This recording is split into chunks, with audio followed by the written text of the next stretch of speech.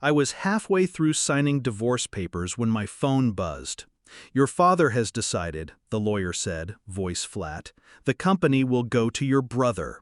My pen snapped in my hand. Ink bled into the page like the life draining out of everything I had fought for. 110 million in contracts, assets, global deals, built by me. Not him, me. And the reason? Because he has kids. You don't.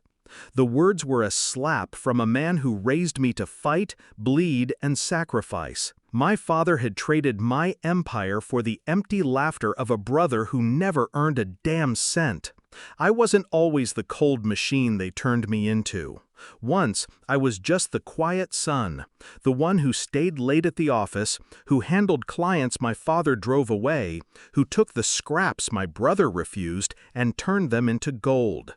I remember shaking his hand the day I closed the first 8-figure deal. My father looked proud for one brief second. Then my brother barged into the room, drunk, bragging about a car he couldn't afford. My father laughed with him, patted his back.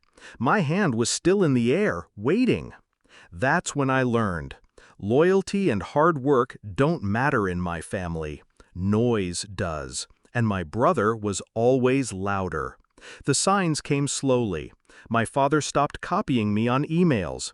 My brother started speaking in board meetings he never attended before. The staff looked at me with pity, like they knew a verdict I hadn't heard yet.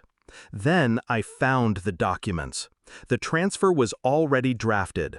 My father's signature sat at the bottom, neat and final. I wasn't mentioned anywhere. I didn't scream. I didn't confront. I smiled, closed the folder, and shook their hands at dinner like I hadn't seen the knife they buried in my back. That was the night my revenge began. I started small, silent.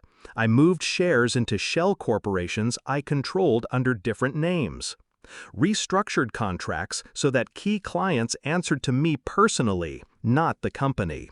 I groomed a few loyal executives, feeding them bonuses my brother thought came from company surplus. My father thought I was sulking. My brother thought I was broken.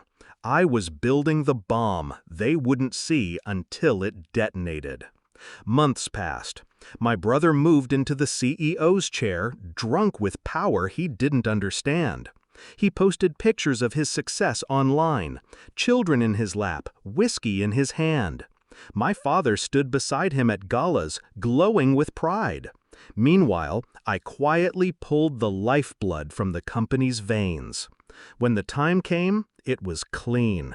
One morning, the company's largest contracts, $60 million worth, shifted to my private firm. Overnight, suppliers rerouted, accounts froze, executives they trusted vanished. My brother walked into the office at 9 a.m. a king. By noon, he was presiding over ashes. He called me in a panic.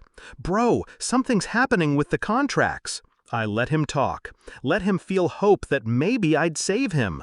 Then I said, "No, something's happening with you." The board convened. My father sat at the head, red-faced, humiliated. My brother begged for explanations he didn't understand. I walked in, documents under my arm, calm as a surgeon. "Your empire is gone," I said. "I built it, and I took it back." My brother's face went white. My father clenched his fists, but I didn't flinch. "You gave him the throne because he had kids. Fine. Let those kids watch him lose everything. Let them inherit nothing but his failure." I placed the signed transfers on the table, proof that I owned what mattered now. Not the name, not the office, the wealth, the clients, the future. The silence was heavier than any applause.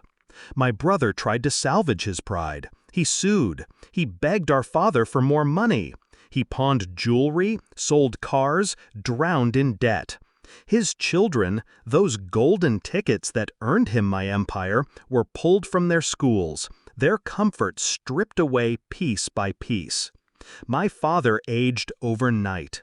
His pride in my brother rotted into shame. The empire he thought he was preserving crumbled into nothing. And me? I didn't gloat. I didn't raise my voice. I just kept moving forward with what was mine. Sometimes, late at night, I think about the moment my father chose. His words echo. He has kids. You don't.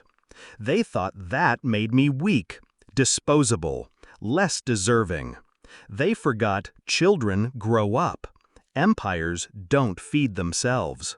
Now my brother's kids will grow up knowing the truth. Their father was handed everything and lost it to the uncle who built it from nothing.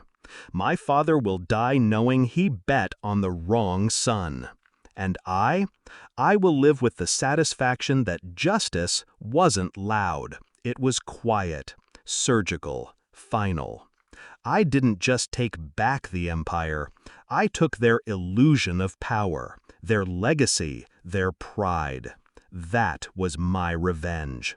Not with fists, not with screams, but with silence so absolute it swallowed them whole.